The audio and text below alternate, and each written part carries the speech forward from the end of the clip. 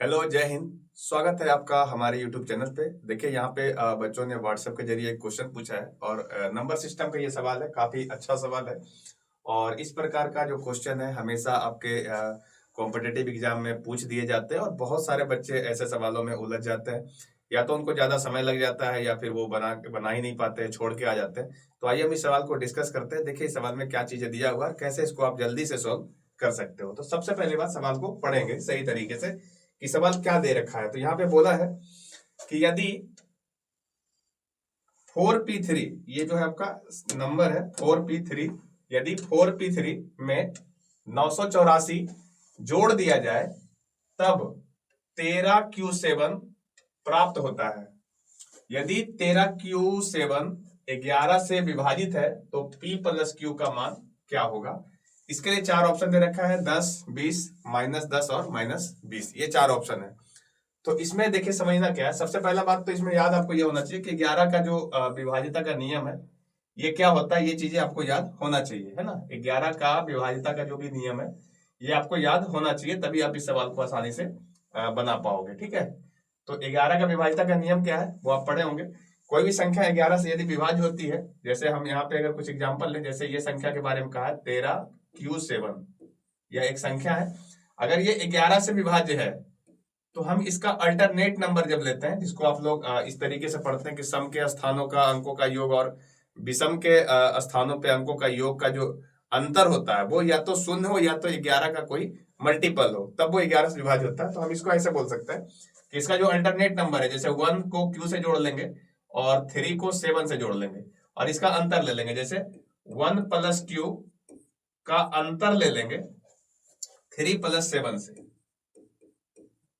और यदि ये संख्या जो है, देखिए 1 प्लस क्यू, ये तो सॉल्व ऐसे ही होना है और इधर ये सा हो जाएगा -10। तो आप इसको ऐसे लिख सकते हैं 1 प्लस 9 माइनस का 10, अर्थात सॉरी ये क्यू लिखा हुआ है 1 प्लस क्यू -10। तो यहाँ पे ये आ जाएगा क्यू -9।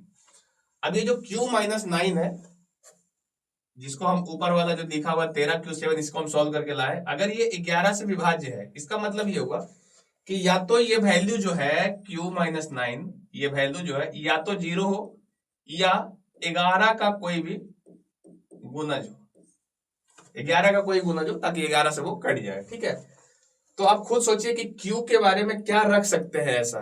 तो q के बारे में आप क्या रख सकते हो ताकि ये या तो 0 हो जाए या तो 11 का गुणज है। तो q जो है ये सिंगल डिजिट नंबर है। ये q क्या है? सिंगल डिजिट नंबर है। सिंगल डिजिट नंबर है। सिंगल डिजिट नंबर का मतलब कि आप या तो 1 रखिए, 2 रखिए, 3 रखिए, 4 रखिए, 5 रखिए, 9 तक रखिए। 10, 11, 12 नहीं रख सकते, 2 अंकों में नहीं रख सकते, आपको सिंगल अंक रखना है। तो क्यू की जगह पे आप क्या रखेंगे?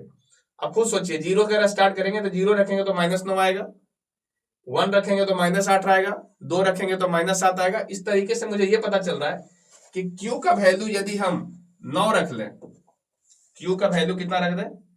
अगर हम 9 रख दें तो ये वैल्यू जो है q-9 0 हो जाएगा और q बराबर 9 रखने से ये जो हमारा नंबर है 13q7, ये संख्या 11 से विभाजित हो जाएगा।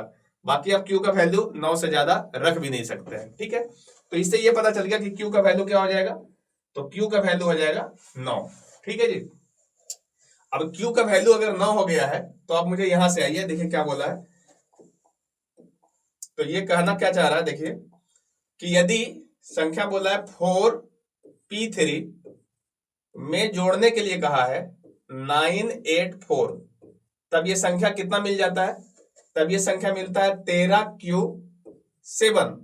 और आपने 13q7, तो q का वैल्यू आपने 9 लेकर के आ गया है, तो यहां पे हम इसको 9 पुट कर देंगे। तो यहां से मुझे मिल जाएगा 4p3 बराबर 1397। हमने q का वैल्यू 9 पुट कर दिया और ये जो इधर माइनस कर लेते हैं हम इसको 984, जो ये वाला वैल्यू है इसको हम बराबर को उधर कर दिए तो ये माइनस हो जाएगा। और ये माइनस होके आएगा कितना, जरा देखिए। 7 में से 4 गया तो 3, 9 में से 8 गया तो 1 और इधर से ये वैल्यू बच रहा है 4।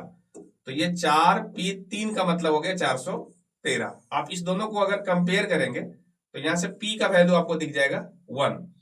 तो हम यहाँ से p का वैल्यू 1 लेकर के आए हैं और पहले हमने q का वैल्यू 9 लेकर के आए, तो इस प्रकार से हमसे जो पूछा गया है वैल्यू, जरा गौर से देखिए क्या पूछा है। हमसे पूछा है P प्लस क्यू का मान क्या होगा। तो P प्लस क्यू का मान क्या यहाँ पे दिख रहा है, आप खुद देख लीजिए। P प्लस क्यू करेंगे तो 9 प्लस 1 कर लेंगे तो ये वैल्यू आपका 10 आ जाएगा। अर्थात हमसे जो पूछा गया है कि P प्लस क्यू का मान क्या हो जाएगा, तो हम बोलेंगे 1 प्लस 9 इजिकल टू 10। अब देख लीजिए 10 कहां पे है, तो ऑप्शन नंबर 1 में आपको दिख रहा है 10।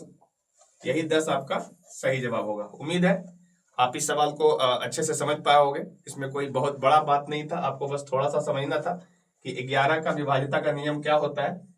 तो एक बार हम फिर से रिपीट कर दे रहे हैं। 11 का विभाज्यता का नियम जब भी आपको निकालना पड़े तो आप अल्टरनेट नंबर का योग ले लीजिए और उसका अंतर ले लीजिए।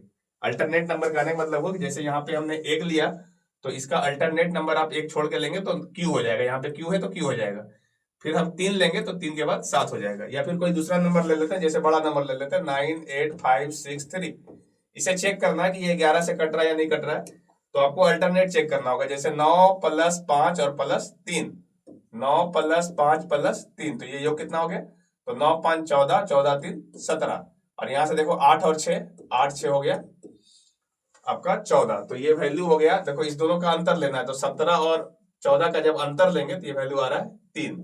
तो ये वैल्यू 11 से नहीं कटेगा, क्योंकि आपको आना कितना चाहिए, या तो 0 आना चाहिए या तो 11 का कोई भी गुना जाना चाहिए। जैसे 11 11 दूनी 22, 11 3 33, इस तरह का कोई संख्या आना चाहिए, तब ये संख्या 11 से कट जाती है। तो ये था छोटा सा सवाल जिसको आज मैंने डिस्कस किया है। यदि आपका भी कोई ऐसा सवाल है तो आप हमारे दिए हुए व्हाट्सएप नंबर पे भेज सकते हो। और नए हो चैनल पे तो चैनल को जरूर सब्सक्राइब करना और अपने फ्रेंड सर्कल में शेयर करना, ताकि और बच्चों का सवाल मेरे पास पहुंच सके और उसका प्रॉपर हेल्प किया जा सके। आइए मिलते हैं किसी और वीडियो में, तब तक के लिए जय हिंद।